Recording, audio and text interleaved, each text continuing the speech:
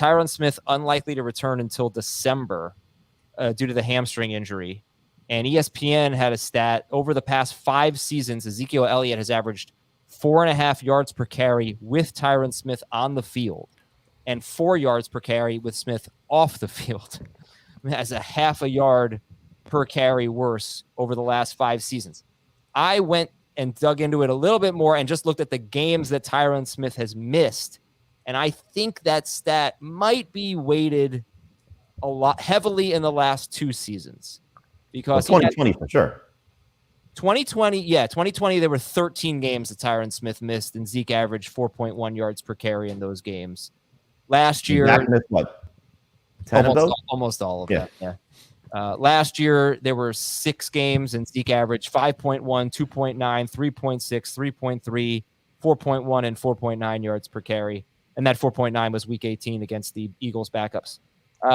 I looked at the first 4 years, 2016, 17, 18, 19. It wasn't that bad. I mean, it was better. So, I don't know what to make of it. But there was also the stat about the explosive plays, Dave, with and without Tyron Smith.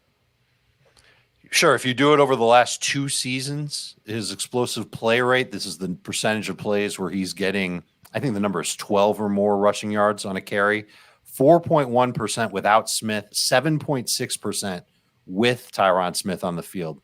Those are both, not great numbers. Maybe 7.6 is okay, but 4.1 is bad.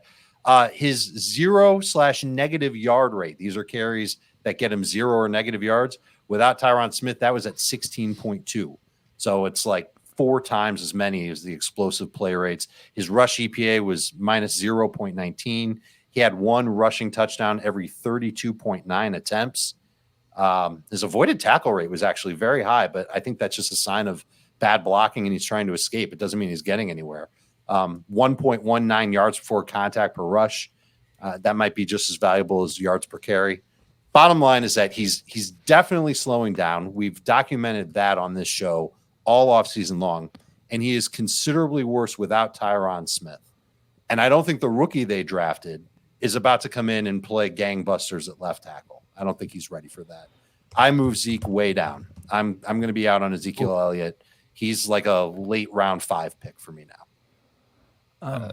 Dameon Pierce, just to close with Dave. No, I still have Zeke ahead of Pierce, but that's just me being a stickler on Pierce. There's another thing I want to mention. Zeke did an interview on SiriusXM NFL Radio, and they asked him about how he's going to rebound this year. And one of the points he brought up is that he's going to be fresher because of TP. And I'm not talking about the TP we all use. We're talking about Tony Pollard. And so he's mentioning Tony Pollard as a reason why he'll stay fresher. So drum beats getting louder for Tony Pollard having a significant role in the offense. It actually makes a ton of sense if they use him as a receiver because they're thin on that until Michael Gallup is good to go. But if he gets work on top of that as traditional running back, that's a lot of work off of Zeke's plate. I'm not sure I moved him down enough. He's a late round 5 pick in PPR. Okay. Heath? Do we have, and I can try to find this, but do we have any information on Tony Pollard's averages with and without Tyron Smith? I can find it because I still have the pages open and it's an easy find for me to do. So give me a minute. It's not just Tyron Smith. There's no Lyle Collins, who was part of that offensive line the last 2 seasons, and he's not there anymore. Connor Williams was part of the offensive line. He's not there anymore. You go back to the numbers you referenced, Adam, when he was doing a great job with. That was with Travis Frederick, I would imagine, for a good portion of that as well. And we know how much he meant to this offense, their center. So, Zeke is just tough to trust at this point. It's just offensive line change, downgrade. It's his decline. The thing that's propping Zeke up, which is still a good thing, is he's going to get the chance to be the leader in touches. Right. They have made that painfully clear. Jerry Jones is going out of his way to make that painfully clear, and Mike McCarthy's too much of a puppet to go against what Jerry wants to do. And so it's only a matter of time before at whatever scenario Tony Pollard just proves to be that much better or the team is struggling that they're going to make a switch. Not necessarily a full-on switch where Tony Pollard is the lead guy, but clearly make it more of a 50-50 change. So, my stance on Zeke. I was starting to warm up to him before the Tyron Smith injury. Now I can't trust it. For the record, if Jerry Jones was paying me like $10 million a year, I would do what he says a lot of the time too. Just for the record. All right, Heath, I've got your stats. This is the past 2 seasons of Tony Pollard without Tyron Smith on the field.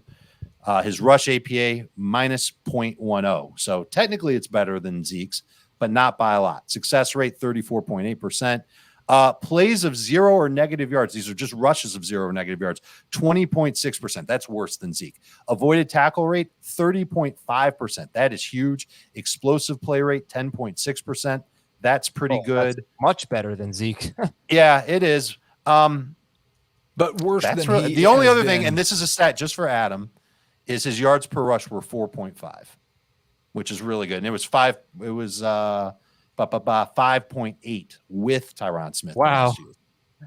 For Well, Pollard. that was kind of my That's point. Pollard. Like, I think and I don't disagree with downgrading Zeke. I'll have him around 21 as well. I'm not the high guy on Zeke. That's not the point of the Tony Pollard thing. It's just like, I don't think this is the negativity for Zeke is anything other than a negativity for Pollard as well.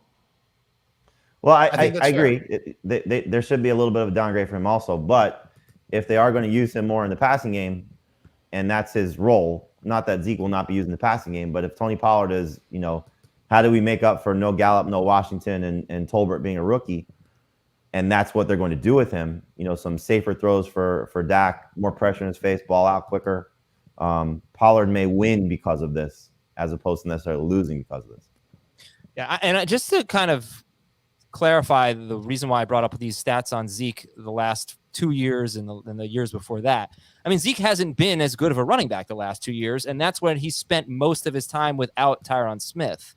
So, but Dave, you specifically looked within those 2 years with and without Smith, and the numbers were just worse. So it's hard Just from rushing. I don't have it on receiving. It's strictly rushing.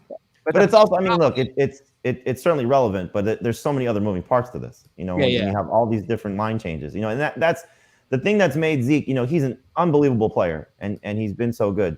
The thing that takes him from star to superstar has been this offensive line. And that's a big reason why he's been so successful. And now it's just decimated. Yeah, at least on paper. I talked about it on HQ yesterday. Though. It's look at the other players around him: David Montgomery, Breece Hall. I mean, is the Cowboys line worse than those lines? Definitely not in the case of Montgomery. Travis Etienne, is he going to have a good offensive line? I don't think so. Yes. I don't think so. I don't know. It's going to be great, but it's going to be good. Close to league average. I know they got Brandon Jones. Maybe not that close. They got some issues. I don't know. I guess I can look at where PFF ranked them. I don't know if anybody cares.